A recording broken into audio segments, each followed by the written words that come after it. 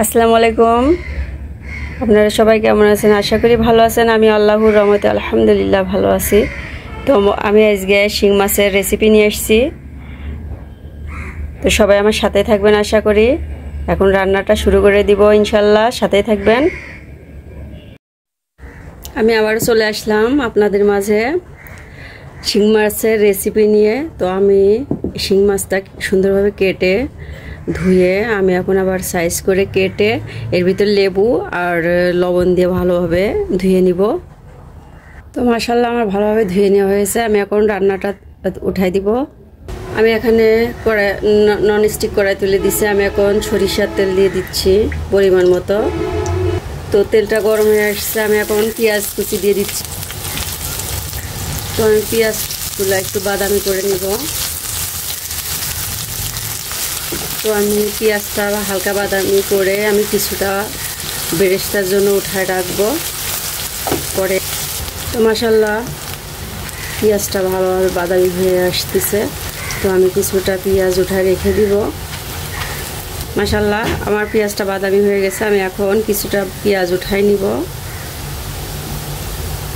তো আমি এখানে পেঁয়াজ 4 থেকে 5টা পেঁয়াজ আমি ব্লেন্ড করে নিচ্ছি। তার সাথে একটু জিরা দিচ্ছি 1 চা চামচ। তো পেঁয়াজ বাটা দিয়ে আমি ভালোভাবে ভেজে নিব, পেঁয়াজের গন্ধটা যেন না থাকে। এই পর্যায়ে আমি আদা রসুন বাটা দিয়ে দিচ্ছি, দিয়ে আমি ভালোভাবে কষে নিব। তো আমি ভালোভাবে মশলাগুলো সুন্দরভাবে কষে নিব। আমি এখানে স্বাদ মতো লবণ দিয়ে দিচ্ছি। তো ভালোভাবে মিশাই নিলাম। আমি এখানে পরিমাণ মতো হলুদ গুঁড়া দিয়ে দিচ্ছি। তো ভালোভাবে মিশাই নিচ্ছি। আমি এখানে শুকনা মরিচ দিয়ে দিচ্ছি 2 চামচ। যেহেতু মাছগুলো অনেকগুলো এই জন্য আমি 2 চামচ দিলাম। তো আমি ভালোভাবে সব কিছু উপকরণ দিয়ে ভালোভাবে কষে নিব। তো মশলাগুলো যেভাবে কষালে ইনশাল্লাহ খেতে অসাধারণ লাগে। তো আমি এখানে কাঁচামরিচ দিয়ে দিচ্ছি 3টা, ভেঙে দিছি মাঝখান থেকে। তো যাই হোক আমি এখন ভালোভাবে কষে আমি এখন পানি দিয়ে দিচ্ছি। পেঁয়াজটা যে আমি ব্লেন্ড করে নিয়েছিলাম ওই ব্লেন্ডটা ধুয়ে আমি পানিটা দিয়ে দিচ্ছি। আমি আবারও ভালোভাবে কষে নিব। পরে আমি আর একটু পানি দিয়ে দিচ্ছি। তো বলক আসা পর্যন্ত আমি ওয়েট করব, তারপরে মাছগুলো দিয়ে দিব। তো এই মাছটায় বেশি মশলা যায় না, আর বেশি মশলা দিলে ভালো লাগে না খেতে। তো মাশাআল্লাহ বলকটা চলে আসছে, আমি মাছগুলো দিয়ে দিচ্ছি। মাছের মাথার ভিতরে এই যে পেটের ডিম আছে, ডিমগুলো আমি বের করিনি, ওইভাবে আমি রান্নাটা করতেছি। তো আমি ভালোভাবে মাছগুলা মশলার সাথে কষে নিব।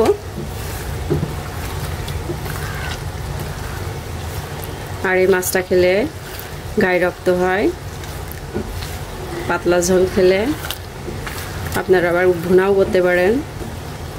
তো আমি এইভাবে রান্নাটা শেষ করব। তো আমি আবারও নেড়ে দিচ্ছি। এখন আমি একটু ঢেকে দিব। তো ঢাকনাটা উঠায় আমি আবারও ভালোভাবে নেড়ে দিচ্ছি, তাছাড়া নিচেই পুড়ে ধরবে, আর পুড়ে ধরলে ভালো লাগবে না। আমি এইভাবে ভালোভাবে কষে নিব। তো আমি অফ ক্যামেরায় ভালোভাবে কষে নিচ্ছি, তাছাড়া ভিডিওটা অনেক বড় হয়ে যাবে।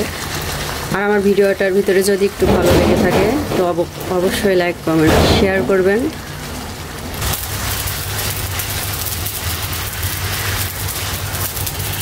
তো মাশাআল্লাহ আমার ভালোভাবে কষিয়ে হয়ে গেছে। আমি এখন পানি দিয়ে দিচ্ছি, ঝোলের পানি আমি একটু বেশি করে দিচ্ছি, একটু হালকা পাতলা রাখবো এই জন্য। তো আমি আবারও ভালোভাবে